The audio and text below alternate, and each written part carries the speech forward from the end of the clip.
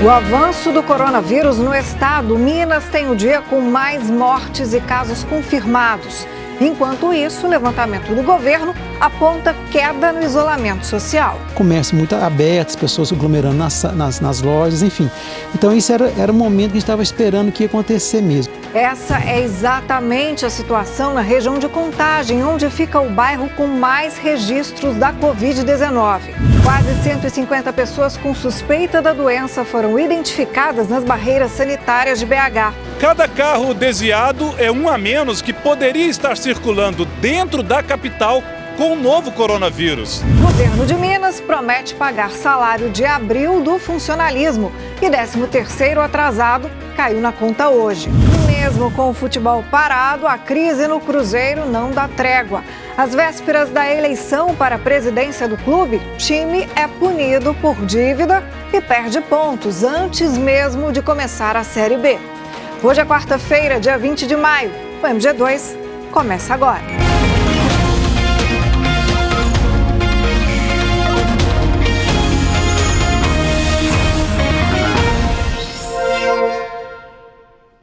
Olá, boa noite. Minas Gerais registrou o número recorde de mortes e casos confirmados da Covid divulgados em um dia. E, por outro lado, o isolamento social está caindo no estado. Eu vou conversar agora com a Juliana Perdigão para ela explicar melhor esses números aí para a gente. Juliana, boa noite para você. Boa noite, Mara. Boa noite para todos. Então, são 309 casos novos e 10 novas mortes em Minas. É o maior número de casos divulgados num único dia no estado desde o início da pandemia. Enquanto isso, esse isolamento social caiu. O monitoramento que é feito para o governo mostra que a taxa de adesão ao isolamento há 2 meses estava em cerca de 62% e agora está em torno de 38%. E a gente vê realmente aqui nas ruas que o trânsito está realmente mais movimentado, as pessoas estão circulando mais pela cidade, né? E uma reunião especial hoje no plenário da Assembleia Legislativa, pesquisadores apresentaram estudos relacionados à pandemia e falaram sobre o isolamento social. O isolamento social é ficar em casa, é sair só para o que for necessário e ele é estratégico para controlar a transmissão da Covid-19. Vamos ver aí na reportagem. Em Minas Gerais foram registrados em um só dia 309 casos. O estado tem ao todo 5.286 casos confirmados de Covid-19. 77% dessas pessoas têm entre 20 e 59 anos e 886 têm algum fator de risco. Hoje, especialistas debateram estudos sobre a pandemia no plenário da Assembleia Legislativa e reforçaram as formas de controle da transmissão, entre elas o isolamento social. A gente entende que também o isolamento social não foi tão efetivo nas grandes cidades ou nas cidades interiores de Minas Gerais. A gente vê muito comércio muito aberto, as pessoas aglomerando nas lojas, enfim. Então isso era o momento que a gente estava esperando que ia acontecer mesmo. E esses números que estão chegando de Minas Gerais podem realmente, vamos dizer assim, contaminar Belo Horizonte, a gente poder sair dessa folga e ter que tomar outras medidas. O movimento maior nas ruas de algumas cidades foi constatado pela empresa que monitora o isolamento social para o governo de Minas. Em 22 de março, o isolamento ultrapassou 62%. Ontem estava em torno dos 38,5%. Uma das explicações da Secretaria Estadual de Saúde para o aumento dos casos confirmados é o maior número de testes. Durante os últimos 15 dias, o governo do estado de Minas Gerais entregou aos municípios um número grande de testes rápidos e esses testes rápidos agora estão começando a entrar em ação, ou seja, as pessoas estão começando a ser testadas para buscar se nós tivemos um número significativo ou não de pessoas que já tiveram contato com o vírus e é possível que nós tenhamos um pequeno aumento em relação ao que vinham sendo os casos confirmados. Mas o número de mortes também cresceu, chegou a 177. 75% dessas pessoas tinham mais de 60 anos, 90% tinham alguma outra doença. 10 novas mortes foram registradas no estado nas últimas 24 horas. É o maior número de mortes em um só dia até agora. 5 dessas mortes foram na cidade de Juiz de Fora, na Zona da Mata. Além destas, outras 2 mortes foram registradas na capital. Uma morte em Mar de Espanha, uma em Leopoldina, 2 cidades da Zona da Mata, e uma morte em Lavras, no sul de Minas. Essas mortes, né, a maioria delas, pelo menos, evitáveis, né? Então é importante a gente ter esses cuidados, né? Não sair de casa, se for sair de casa, manter o distanciamento social, lavação de mãos e principalmente o uso de máscara caseira.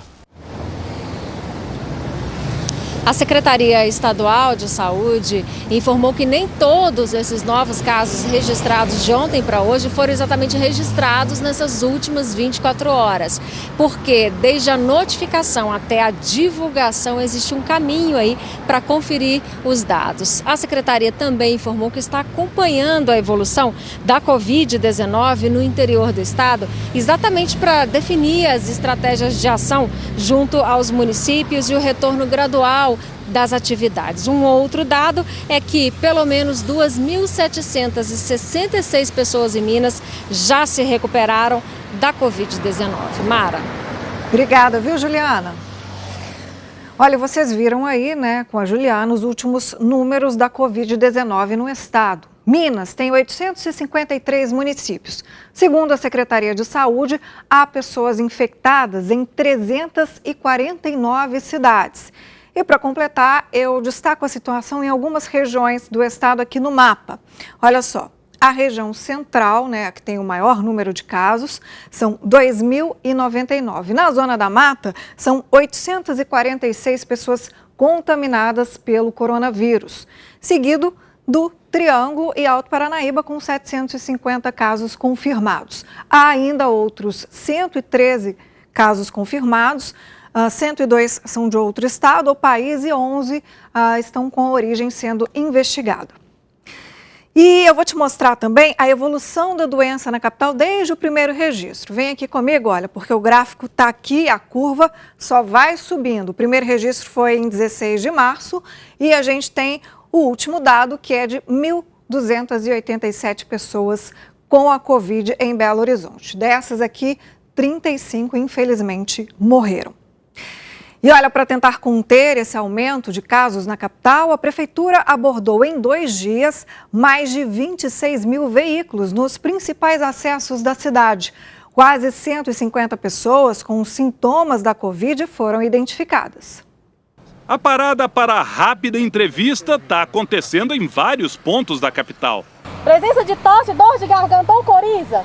Não. Perda do paladar ou do olfato? Não. Já são 3 dias de barreiras sanitárias montadas nos principais acessos a BH. Hoje à tarde, na Avenida Amazonas, no limite com Contagem, o trânsito fluía bem. Precisa existir. É necessário, é importante. Ônibus também foi parado, com a medição de temperatura de todos os passageiros. É um vírus que ninguém sabe onde ele está, onde você pode pegar ele ou não, né? Então, assim, com esse tipo de serviço, eu acho que vale a pena sim. Já teve muito trânsito lento durante a ação que começou na segunda-feira, mas as autoridades estão certas de que a medida é importante. No balanço dos 2 primeiros dias, foram mais de 13.200 veículos parados, 26 mil pessoas avaliadas, 136 foram encaminhadas para um serviço de saúde com suspeita de Covid-19. Cada carro desviado é um a menos que poderia estar circulando dentro da capital com o novo coronavírus. Isso, segundo as autoridades de saúde, faz uma grande diferença. Por isso, por enquanto, não há previsão para o fim das barreiras sanitárias. Cada pessoa pode transmitir para uma outra pessoa, que pode transmitir para uma terceira pessoa, e aí coletivamente envolver todo um núcleo de pessoas. Então é muito importante que a gente faça esse autocuidado, que a pessoa que apresente os sintomas entenda a necessidade de procurar o serviço de saúde, a necessidade de usar a máscara, a necessidade de se isolar a partir dessa avaliação. A Prefeitura de BH também começou a fazer o teste rápido para detectar pessoas que já pegaram coronavírus. Os primeiros exames são feitos em profissionais da área de saúde. Depois, serão feitos em outras pessoas que trabalham em comércios e serviços essenciais, como os motoristas de ônibus. A prefeitura não divulgou quantos testes foram feitos até o momento, mas a expectativa é examinar 30 mil pessoas nessa primeira fase. Essa testagem ela vai nos demonstrar como está a disseminação, né, da doença no nosso município e vai nos municiar para tomadas de decisões futuras. E a morte de um jovem em Betim chamou a atenção para os casos da Covid em cidades próximas a BH. Em Contagem, o bairro com o maior número de pessoas com a doença é vizinho da capital. Pelo movimento, parece um dia normal, mas a gente sabe que não é. O número de mortes pelo coronavírus cresce a cada dia e, mesmo assim, as ruas estão cheias, gente sem máscaras e aglomeração no comércio. Por que tanta gente está saindo de casa? Fernando disse que foi por necessidade. Eu vim comprar um remédio aqui na farmácia, só saí por causa dessa emergência, né? Jaqueline trabalha como doméstica, não foi dispensada do serviço. Aí não teve jeito. Tem que tomar as prevenções devidas, né? É o que eu estou fazendo. Entendi. Saio só para trabalhar, tem que passar e ir embora para casa. Contagem já registrou até agora 123 casos de coronavírus e 3 mortes, segundo a Secretaria de Estado de Saúde. A Prefeitura fez um mapeamento que mostra em detalhes quais os bairros foram os mais atingidos.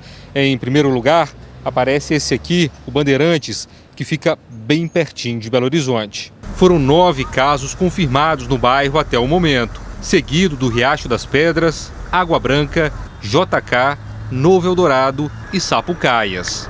A Poliana está com medo. Eu tenho, muitos familiares que já estão aí numa zona, na idade de risco bastante, são maiores de 60 anos. E o medo não é nem tanto assim da gente contrair a doença, é da gente repassar essa doença para alguém que a gente ama, para quem a gente gosta, né? Em Betim também houve medidas de flexibilização do comércio.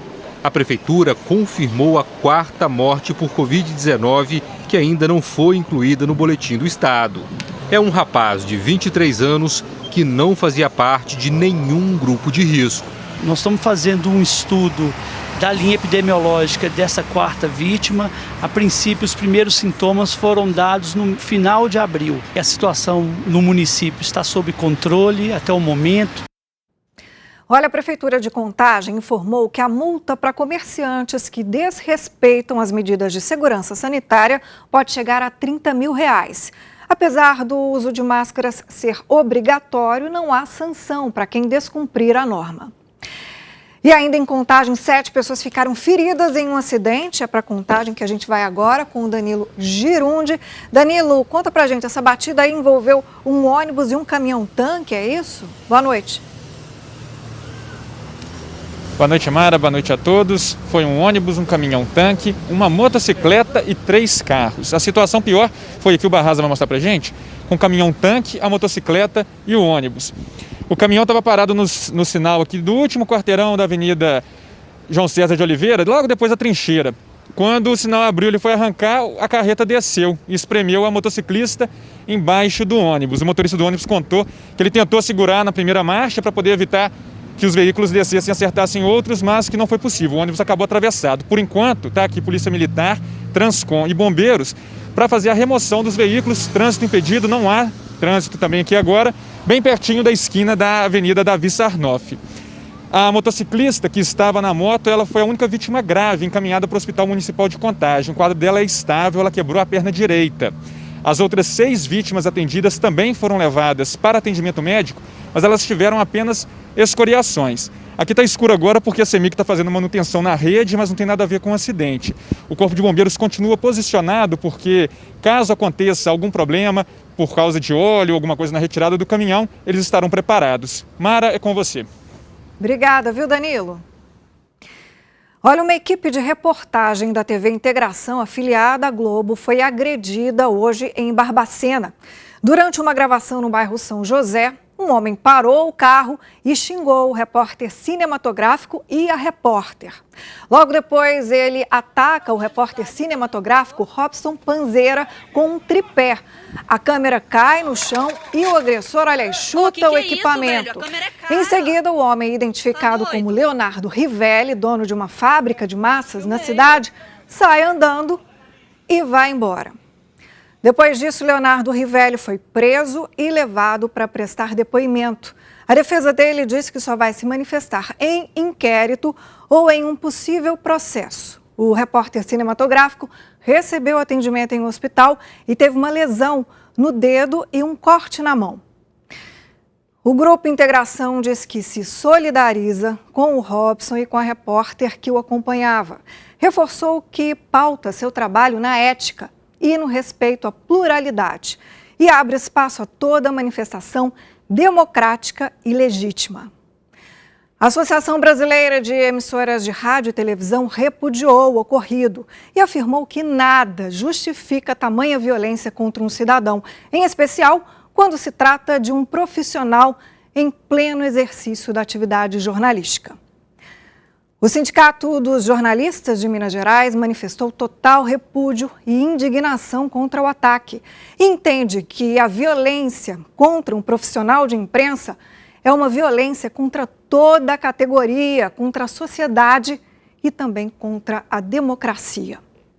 A Associação Brasileira de Jornalismo Investigativo também repudia as agressões físicas e verbais. A Abrage cobra que a polícia apure o ataque e puna o responsável.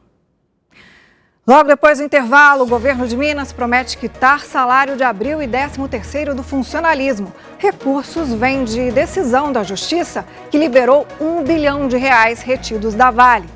E a dificuldade que uma estudante enfrenta para conseguir acompanhar as teleaulas no ensino estadual. Eu volto já às 7h32. What a difference a day makes. 24 little hours brought the sun and the flowers where there used to be rain.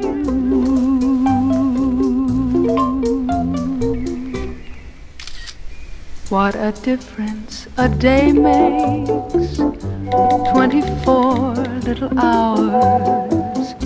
Ninguém mais que a Prefeitura de Belo Horizonte quer tanto a reabertura da cidade. Mas não podemos baixar a guarda. Nos preparamos muito para enfrentar essa pandemia. Criamos 214 leitos de UTI específicos para a doença, podendo ampliar para mais de 900 leitos, se for necessário. Criamos 524 leitos de enfermaria e podemos ampliar de imediato para mais de 1.700 leitos, se houver necessidade. Disponibilizamos 17 ambulâncias exclusivas e contratamos mais de 850 novos profissionais de saúde. E estamos distribuindo 2 milhões de máscaras para a população. Agora vamos nos preparar para reabrir a cidade. Mas não podemos baixar a guarda. Continue sendo responsável. Lave bem as mãos, use máscara sempre e, se puder, fique em casa. Quanto mais firme a gente for agora, mais cedo a vida vai voltar ao normal.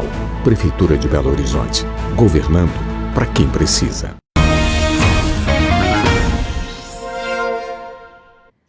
O governo do estado vai contar com a liberação de recursos da indenização da Vale para pagar parte dos salários do funcionalismo neste mês. O governador Romeu Zema, do Partido Novo, divulgou a escala de pagamento do Executivo e anunciou também a quitação do 13º. O restante do 13º da Betânia acabou de cair na conta. Praticamente já está comprometido, porque as contas estão todas atrasadas, né? Às vezes tem que fazer empréstimo, pegar dinheiro emprestado com a família para a gente pagar as dívidas, e não é só comigo. O governo anunciou nesta quarta-feira que depositou o que faltava do 13º de 2019 para cerca de 100 mil servidores, 17% do total. O dinheiro veio da liberação pela Justiça de um saque de R$1 bilhão de um fundo de compensação da Vale pelo rompimento da barragem em Brumadinho, que estava em uma conta judicial. Romeu Zema, do Novo, disse que vai se reunir com outros governadores e com o presidente Jair Bolsonaro nesta quinta-feira para tratar da ajuda federal que ainda não chegou. Minas terá uma ajuda de 750 milhões por mês, já foi aprovada pelo Congresso. precisa agora da autorização do Executivo e, com certeza, vem em muito boa hora, mas, vale lembrar, é totalmente insuficiente para fazermos face a uma queda na arrecadação que beira os 2 bilhões de reais no mês. Até agora, só trabalhadores da saúde e da segurança pública receberam em dia. Todos os servidores vão receber depósitos de até R$2.000 na conta nesta sexta-feira, dia 22.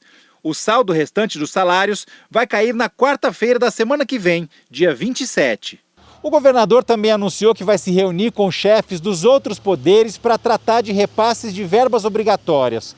Romeu Zema quer discutir o 10º, que é pago mensalmente à Assembleia Legislativa, ao Tribunal de Justiça, ao Ministério Público e à Defensoria Pública do Estado.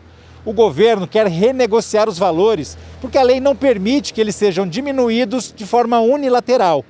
Hoje, só os servidores do Executivo estão com salários atrasados. Não podemos ter servidores de primeira, segunda e terceira categoria no Estado, principalmente quando esses servidores são cantineiras que ganham um salário mínimo.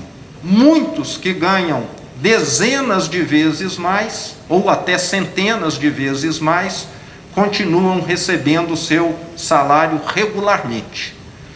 Se nós temos 5 pães e temos 8 pessoas, nós podemos tomar a seguinte decisão: vamos atender só 5 e deixar 3 morrer de fome. Ou podemos repartir os 5 pães e fazer com que todos sobrevivam sem estar se fartando. De acordo com o Tribunal de Justiça, os recursos da Vale foram liberados numa ação proposta pelo Estado e após um acordo com as partes, diante da grave situação de calamidade pública provocada pela pandemia. Ainda segundo o tribunal, o valor vai ser abatido ao fim do processo de reparação pelo desastre em Brumadinho. Olha, desde segunda-feira, estudantes da rede estadual de ensino estão com aulas remotas. Mas a alternativa que o governo encontrou para continuar levando o conteúdo aos estudantes tem deixado muita gente sem as aulas ou com dificuldade aí para acessar o conteúdo. A Prisciele, que está no primeiro ano do ensino médio, mora na zona rural de Raul Soares, a pouco mais de 200 quilômetros de BH. Ela e um colega caminham por cerca de 20 minutos até o alto de um morro para tentar conseguir assistir às teleaulas. Está sendo complicado e, como diz, para as autoridades está tudo bem, né? Tudo bem porque tem acesso à internet, tem acesso a tudo direitinho. A gente está aqui já são quase 10 horas com fome, porque a gente saiu cedo de casa e até agora estamos aqui no sol quente, no meio do pasto, literalmente. As teleaulas começaram na segunda-feira e, segundo o governo, no primeiro dia tiveram mais de 1 milhão de visualizações. Os alunos podem também estudar baixando um aplicativo ou então fazendo exercícios em apostilas pelo plano de estudos disponível na internet. Todos os estudantes terão acesso ao plano de tutorado, ou por meio virtual, né, pelo site, pelo aplicativo, ou pelo formato impresso, que a escola, o diretor, vai mandar imprimir e entregar na casa do estudante. Isso é muito importante da gente enfatizar. O estudante não precisa, não deve, não é recomendado que ele vá à escola buscar o material. O material impresso vai chegar na casa do estudante, né, através de uma logística que o próprio diretor está fazendo. Mesmo com tanto sacrifício, a Prisciele disse que não vai desistir de estudar. Eu acho que a escola é o único modo de eu conseguir os meus objetivos. Garota sábia, né? Olha, a Secretaria Estadual de Educação declarou que na volta presencial das aulas, os alunos vão passar por uma avaliação para identificar quais estudantes precisam retomar algum conteúdo da teleaula. A gente volta daqui a pouco para mostrar que a crise no Cruzeiro não dá trégua. Às vésperas de eleição da diretoria, o time é punido e perde 6 pontos antes mesmo de começar a Série B. Eu volto já, 7h39. Carol teve uma ideia para a próxima prova do concurso Totalmente Demais. A próxima prova vai ser um comercial. E agora Elisa vai ter que se virar para parecer fina, educada e elegante. Você tem que ser sofisticada 24 horas por dia, 7 dias por semana. A Carol conhece teu ponto fraco. Ela vai te provocar até você explodir. Daqui a pouco... Aquela ruiva não vai ter elegância suficiente para fazer um anúncio, quanto mais de perfume. Totalmente demais.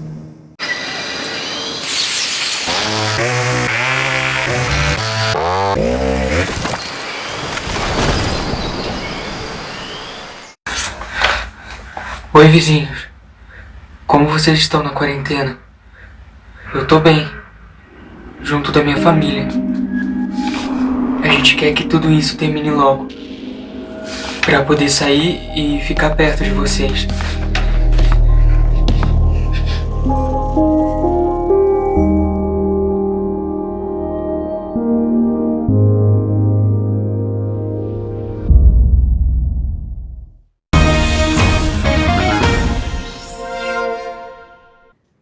Além das dívidas que se acumularam nos últimos anos, o Cruzeiro pode começar a Série B do Campeonato Brasileiro devendo pontos.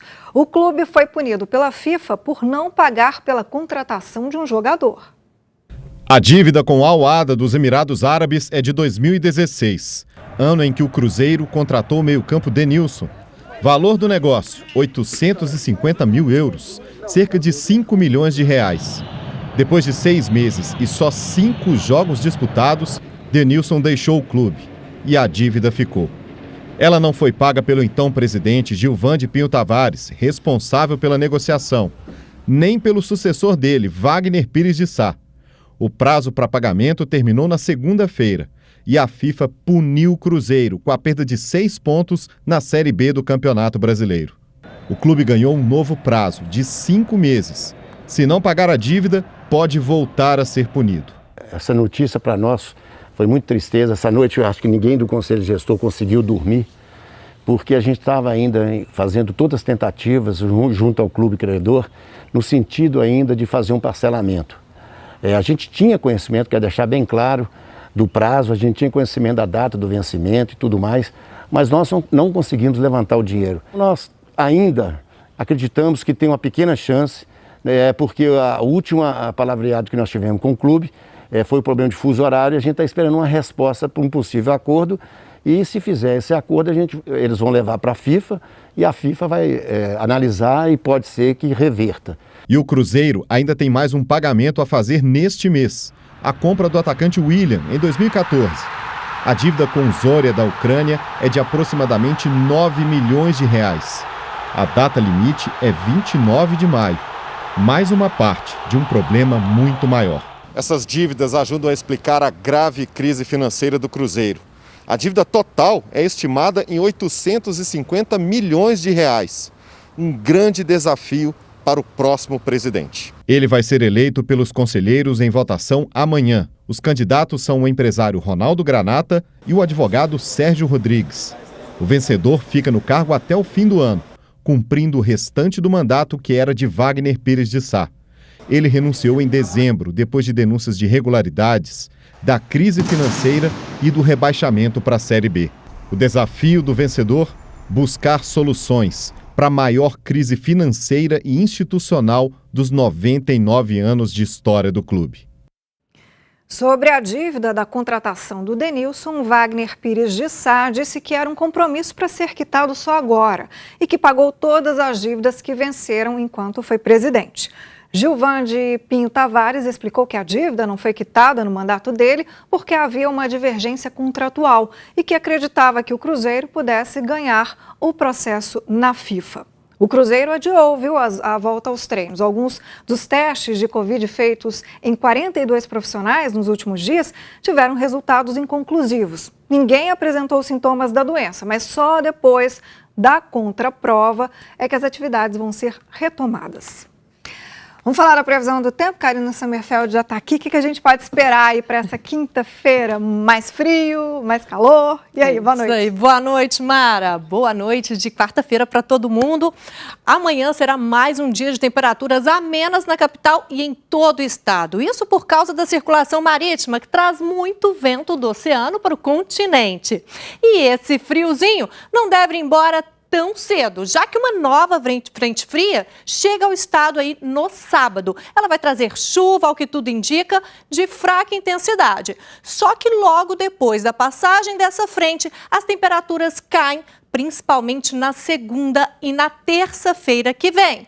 Bom, para amanhã, a previsão é de céu parcialmente nublado em todas as regiões do estado. Teremos nuvens mais fortes aí nessas áreas aqui mais próximas ao litoral, ó. Então, que vai dessa faixa da região nordeste até a zona da mata. E na capital, a gente continua sem chuva? Olha, vamos continuar sem chuva por aqui, pelo menos até sexta-feira, Mara. Nos próximos dias, o céu fica parcialmente nublado, a gente vê aqui, ó, temperatura amena. Aí no sábado a gente pode ter sim pancadas de chuva, porque tem a previsão dessa frente fria, né? E aí no domingo pode chover a qualquer hora do dia e a temperatura cai bastante. A máxima, então, não deve passar dos 24 graus. Vamos preparar os agasalhos, o cobertor, a pipoca, porque vai estar perfeito, né, para curtir uma preguiça. Delícia, adoro. E a quinta-feira na região metropolitana? Olha, também teremos temperaturas amenas. Os termômetros não devem passar dos 24 graus em Nova União, Rio Manso, Caeté e Contagem. Em Mário Campos, a temperatura chega aí aos 25 graus, mas vai estar aquele friozinho, né? Mas gostoso. E não há previsão de chuva, céu parcialmente nublado em todas essas cidades, Mara. Como ainda tem muita gente em casa, então essa temperatura é boa, né? Para curtir mesmo. É uma sériezinha na Globoplay, hein? Esse outono tá com aquela cara mesmo de outono, né? Isso mesmo. Vamos despedir do pessoal? Vamos lá. Gente, o MG2 termina aqui. As reportagens estão no Globoplay. Continuem se cuidando, tá? Boa noite. Boa noite, gente.